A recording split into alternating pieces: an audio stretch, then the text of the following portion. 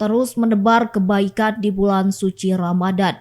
Komunitas Jampang Bergerak bagikan puluhan Al-Quran di Kampung Cijemlong, Desa Ujung Genteng, Kecamatan Ciracap, Kabupaten Sukabumi pada Rabu 3 April 2024. Pembagian Al-Quran tersebut dilakukan sambil ngabuburit menuju berbuka puasa.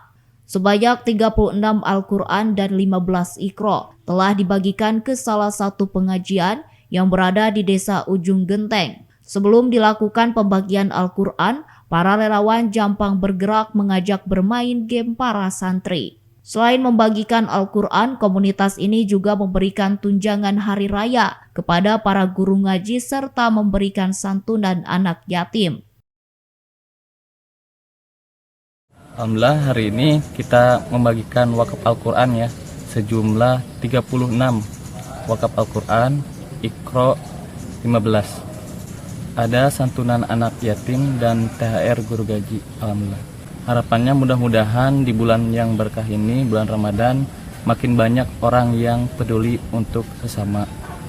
Mudah-mudahan juga banyak warga ataupun masyarakat Pajampangan ikut andil dalam kegiatan di Jampang Bergerak. Dari Kecamatan Ciracap, Kabupaten Sukabumi, Indra Sopyan melaporkan.